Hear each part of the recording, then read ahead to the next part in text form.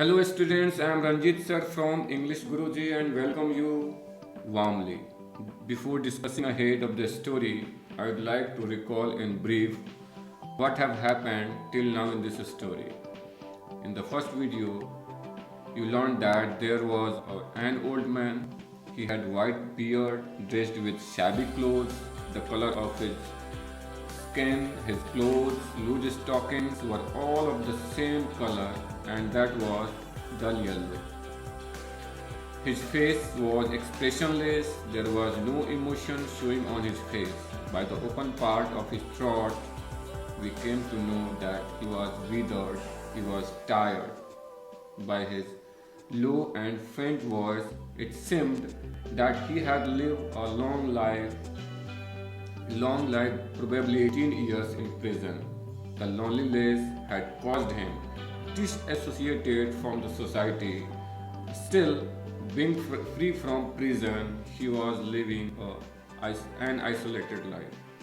One day, a visitor came to him, and the visitor was Monsieur Defarge. This is the story so far. In this episode, you will find why Defarge came to meet him. Let's continue the story. Mr. Lorry came silently forward, leaving Lucy, the shoemaker's daughter, by the door. When he had stood for a minute or two by the side of Defarge, the shoemaker looked up. He showed no surprise at seeing another figure. Here are introduced two new characters, Mr. Lorry and Lucy. Mr. Lorry and Lucy were standing together by the door. When Mr. Lorry had stood for a minute by the side of Defarge, the shoemaker looked at him, but showed no surprise at seeing him. You have a visitor, you see, said Monsieur Defarge. What did you say? Here is a visitor. The shoemaker looked up as before, but without removing a hand from his work. Now, Defarge introduced the new visitor to the shoemaker, and the new visitor, who was the new visitor? You know it very well. Mr. Lorry was the new visitor. The shoemaker asked what Defarge said.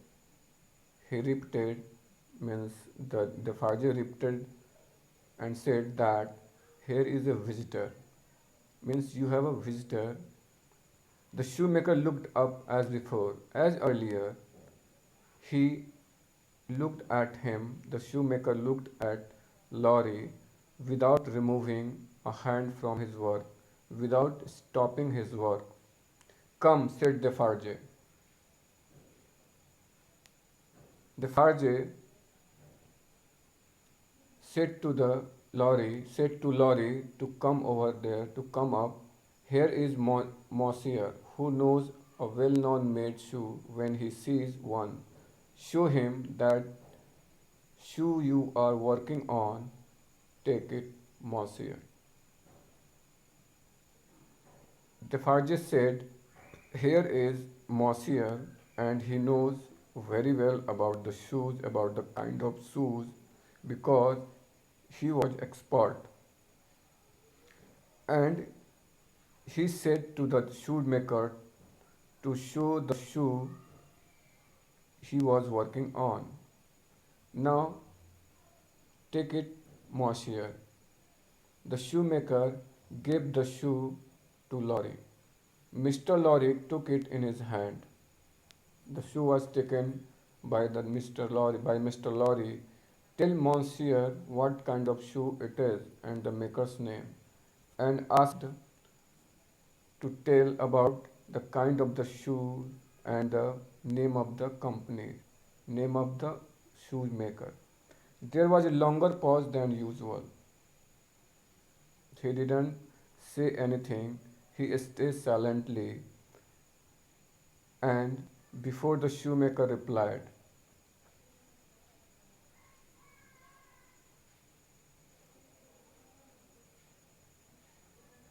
I forgot what it was you asked me.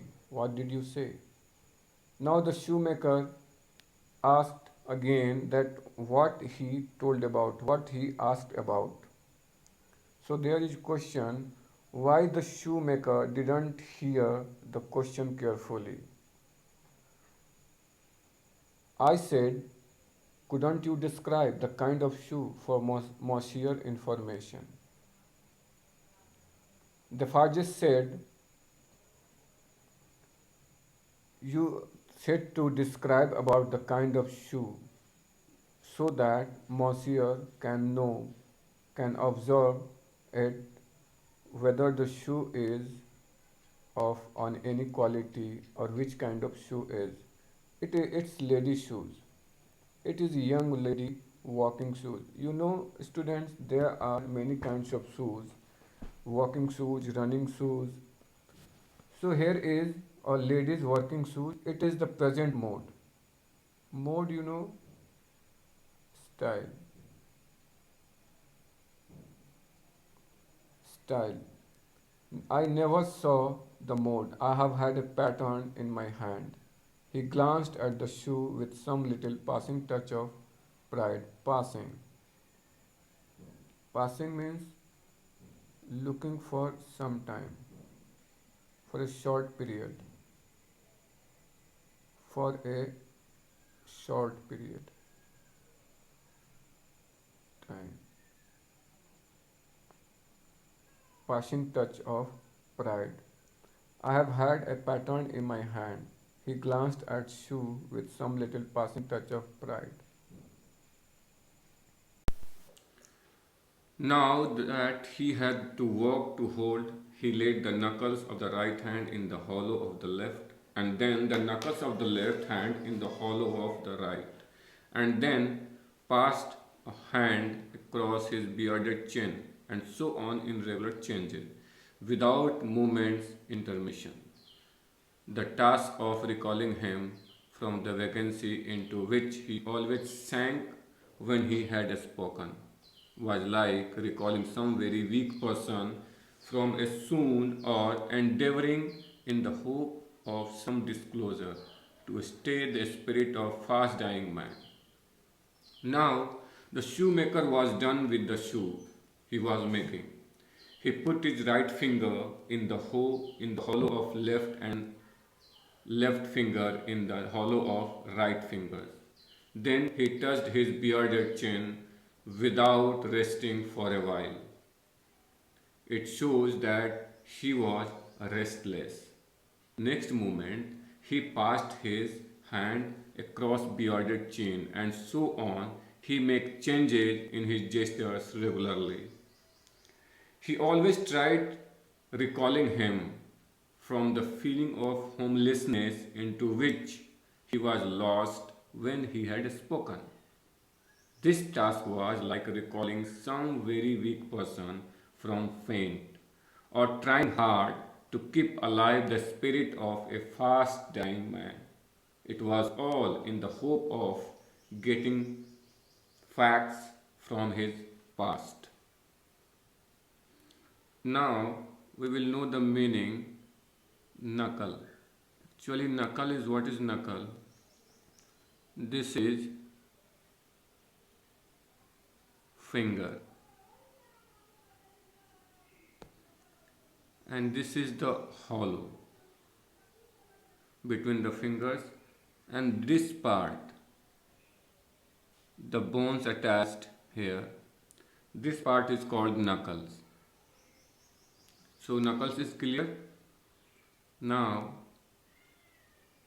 the bird intermission. Intermission means, do you know the intermission? A short period of time. Intermission, the short period of time. Vagrancy means homelessness.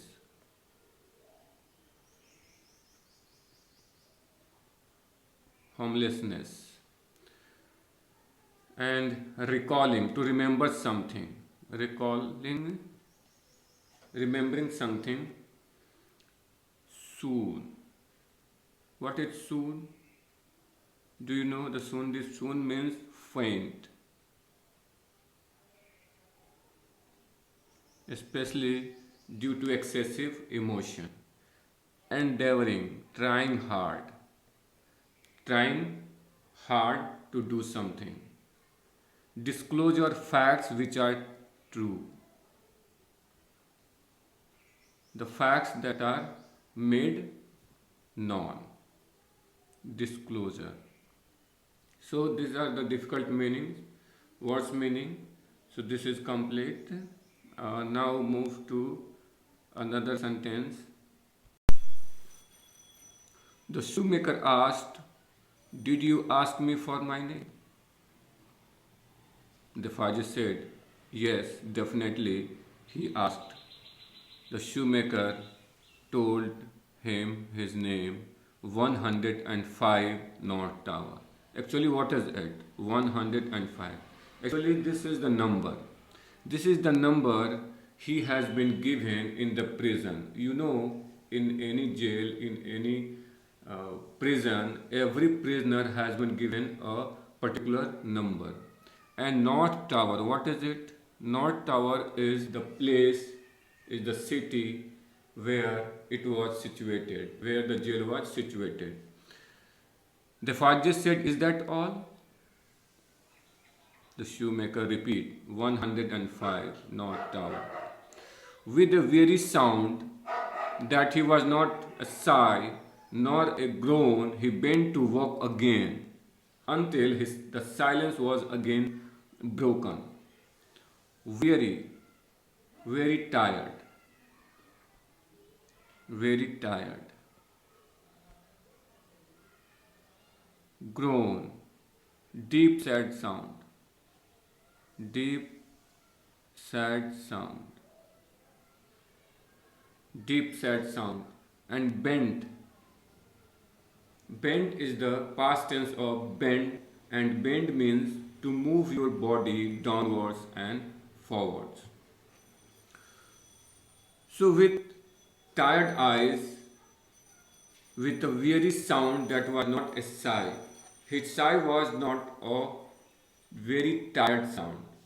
It was not very tired. The sound was, his sigh was not showing that he was tired, and nor a groan. It was not a deep, sad sound. He again bent to work again. He again started working until the silence was broken again. His haggard eyes turned to Defarge as if he would have transferred the question to him. But as no help came from the quarter, they turned back on the questioner when they had sought the ground. Haggard. Haggard means, you know, haggard, exhausted and unwell. Haggard means exhausted and unwell. Exhausted and unwell. So his haggard eyes, his unwell, exhausted eyes turned to Defarge. It means he looked at Defarge with his haggard eyes, with his unwell and exhausted eyes, as if he would have transferred the question to Defarge. And what was the, is that all? Is that all his name? The question was there, is that all his name? But as no help came from the quarter, and he couldn't recall what was at 105 from that quarter, from that room of the jail. They turned back on the questioner when they had sought the ground, and what, they turned back on the questioner, on the Defarge, and when they had sought the ground, the two started looking at the ground. "I am not a shoemaker by trade." No, I was not a shoemaker by trade. Now, the shoemaker was questioning, was thinking, talking to himself, I'm not a shoemaker by trade. He was questioning and then said, affirmed that no, I was not a shoemaker by trade. I learned it here. He has learned it here. He taught himself and he asked leave to, and then again lost in his thought, he lapsed away again for minutes. Lapsed, no longer valid. Lapsed means no longer valid. Lapsed, no longer valid. Valid. Away again for minutes. It means he was lost again for a minute. He didn't say anything. His eyes came back slowly. Now again he come to the consciousness, finally to the face from which they had wandered. And which face? It was the face of Mr. Lorry and Mr. Defarge. To the face from which they had wandered, when they rested on it, he started and resumed it in the manner of a sleeper that moment awake, reverting to a subject of last night. Reverting, going back. Reverting means going back. Going back. So he looked at the both faces for a minute and rested on it. He kept looking at them and then he started and resumed. Resume means to restart the action, the work, to restart and to restart a work, and resumed it in the manner of a sleeper. It was like that a sleeper had just woken awake at the moment and going back to the subject of last night. It was like that he had a dream and he was trying to recall the things which happened last night. It was like that for the shoemaker because he had lost his consciousness, he had lost his all memories of his past, being loneliness, in living in the isolation, living away from the society. I asked leave to teach myself. I got it with much difficulty after a long while, and I have made shoes ever since. He said that he asked to live to teach himself, and he got it with much difficulty after a long while, and he had made shoes ever since. As he held out his hand for the shoe that he had been taken from. 1 minute. Mr. Lorry said, Mr. Lorry was, as he had held out his hand for the shoe that he had taken from him, Mr. Lorry said, still looking steadfastly in his face, Monsieur Manet, do you remember nothing of me? Now Mr. Lorry was holding out his hand for the shoe that he had taken from the shoemaker, still looking firmly in his face and trying to make him recalling something, and asked Monsieur Manet, this is the name of the shoemaker. Do you, did he remember nothing of him, nothing of Mr. Lorry? And this was asked by the Mr. Lorry. The shoe dropped to the ground. Suddenly, listening his own name, the shoemaker dropped his shoe on the ground and sat looking fixedly at the questioner, and sat there fixedly at the moment without moving his look from his face. Monsieur Manet, Mr. Lorry laid his hand on Defarge's arm. Now, Mr. Lorry laid his hand on Defarge's arms and said, Monsieur Manet, do you remember nothing of this man? Mr. Lorry was trying to make him recall who Defarge was. Look at him, he said to the shoemaker to look at Defarge, look at me and said, look at me, is there no old banker? He trying to said that he trying to say that don't you see there is an old banker here, no old business. Don't you recall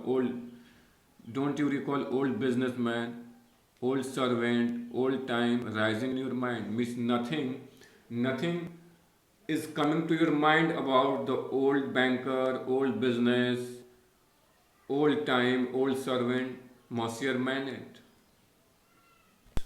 This is all for the today.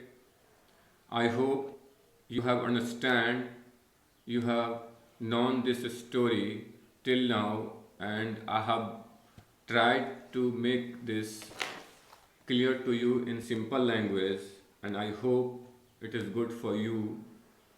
See you next time in the next video, rest of the story. We will see what happened. I know it is a very interesting story, and I hope it is interesting for you also. So have a good day. See you.